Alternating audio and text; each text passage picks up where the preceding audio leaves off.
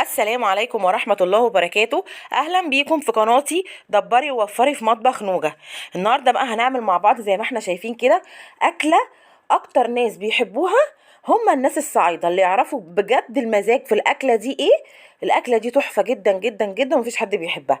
الأكلة دي ليها طريقتين، ممكن تعمليها وانتي سالقة اللحمة وممكن تعمليها من غير ما تسلقي اللحمة. أنا النهاردة هعملها معاكم. أول طريقة، وانا هسلق اللحمه الاول وبعدين اعمل بيها اللحمه اللي هي بالبصل. عايزه اقول لكم الاكله دي تحفه جدا، مفيش حد ما بيحبهاش، خصوصا الناس الصعايده. هنعملها مع بعض بطريقه سهله وبسيطه واحنا سالقين اللحمه. المره الجايه هعملها لكم بطريقه تانية هتعجبكم جدا، مش هتاخد معاكم اي وقت. تمام. هنبدا مع بعض ونقول بسم الله الرحمن الرحيم ونشوف مقاديرنا ايه. تمام. اول حاجه هنا انا هجيب ميه سخنه طبعا، هنزل فيها باللحمه بتاعتي. اللحمه بتاعتي كميتك زي ما انت عايزه، نص كيلو، ربع كيلو، زي ما انت عايزه. تمام. هجيب اللحمه بعد ما الميه سخنت وغليت معايا، نزلت باللحمه بتاعتي فيها.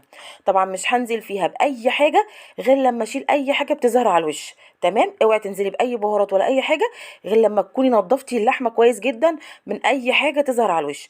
بعد ما نضفت كل حاجه هنزل بقى بمعلقه فلفل اسمر، معلقه سكر، معلقه ملح صغيره، بصلايه مقطعاها 4، والورق الرولي. عايزه تضيفي اي اضافات تانية انت حره، انا ما بحطش غير كده. تمام. هسيبها بقى مع بعض تاخد وتدي مع بعضها على النار تغلي، وبعد كده لغايه لما تتسلق هرجع هقول لكم هنعمله ايه. بعد كده وانا حاطه اللحمه بتتسلق على النار، هجيب حله كده فاضيه، هنزل فيها معلقه سمنه حلوه كده كبيره بلدي، او ايا كان السمنه اللي انت بتستخدميها استخدميها. هنزل في بقى معلقه سمنه، وطبعا مش سمنه بس، لازم تنزلي معاها بشويه زيت. وبعد ما السمنه والزيت بتوعي يسيحوا ويسخنوا مع بعض، هكون ضربه البصل بتاعي في الكبه خشن. اوعي تضربيه في الكبه، ما تنعموش قوي، يعني خليه خشن مش ناعم قوي. طبعا كميه البصل انت عينك ميزانك زي ما انت عارفه، على حسب كميه اللحمه بتاعتك اعملي البصل بتاعك.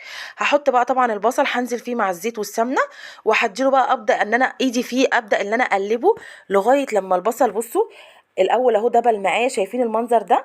طبعا كان لسه خالص، انا بوريكم المراحل كلها عشان تبقوا معايا خطوه بخطوه. بعد ما وصلت معايا بصوا البصل اهو دبل وانا ايدي فيه طبعا، عشان ما فيش جنبي يتحرق وجنبي يبقى كويس، لا لازم كله يبقى مع بعضه. تمام لغايه كده. بصوا بقى البصل وصل معايا، فضلت اقلب فيه لغايه لما وصل معايا للون اللي انتوا شايفين ده. اوعي تحرقي البصله، علشان لو انت حرقتيها كده البصله مررت وطعم اللحمه هيبقى وحش جدا. لما اوصل بقى للخطوه دي هبتدي اوسع كده في النص، واجيب معايا معلقه توم حلوه كده، وابتدي ان انا اشوحها كده في نص الحله مع نفسها. ابدا اشوح التومه دي، افضل اشوحها كده لغايه لما اشم ريحه التوم جامد قوي، واحس لونها ان هي ايه، لونها غير سنه. بعد ما لونها يغير واشم ريحتها زي ما احنا شايفين كده، بصوا هبتدي بقى ان انا اقلبها كلها مع بعضها، التومه مع البصله، وبرده ايدي فيها برده افضل اشوحهم كده مع بعض لغايه لما انت عايزه اقول لك هتشمي ريحه ميكس تحفه. البصل مع التوم ريحته تحفه جدا، عايزه اقول لكم الاكله دي فظيعه، انا بحبها جدا. بعد ما وصلت معايا كده نزلت باللحمه بتاعتي فيها، كانت اتسلقت خلاص تمام التمام، واتاكدت ان هي استوت. افضل اقلب اللحمه مع البصل مع التوم كويس جدا زي ما احنا شايفين، بصوا لغايه اما ادخل كل المكونات في بعضها، واحس ان الايه اللحمه خلاص بقت شربت اخدت من الثوم والبصل بتاعي. بعد ما نزلت بالخطوه دي، بعد ما عملت كده هنزل بقى عليها بمغرفتين من الشوربه. يعني بصوا اهي مغرفه اهي، او عايزه تحطي مغرفتين 3 انت حره، بحيث بقى ان هي ايه، تشرب معايا الصوص كله، وتبقى يعني اللحمه كده كلها اخده من صوص البصل والتومه، وطعمها كده جوسي كده وطعمها حلو. بعد ما نزلت بمغرفتين من الشوربه هبتدي بقى ان انا ابهرها. هحط بقى الفلفل الاسمر بتاعي، طبعا ما تافوريش في البهارات عشان ما تتعبيش، حطي كل حاجه بالمعقول. واظبط الملح بتاعي برضو، ما تخليهاش مالحه قوي عشان تبقى معاكي مظبوطه وطعمها حلو.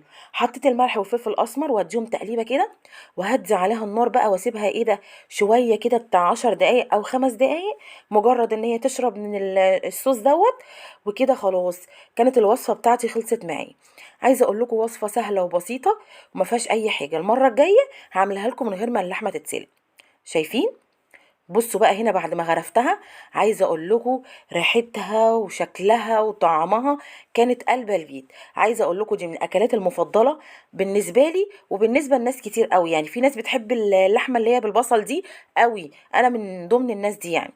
عايزه اقول لكم خفيفه قوي وطعمها حلو. ونغير بقى عن ما احنا نحط اللحمه في الخضار، كل مره بنحط اللحمه في الخضار، لا المره دي نعملها بالبصله. تغيير يعني كده، ان شاء الله هتعجبكم.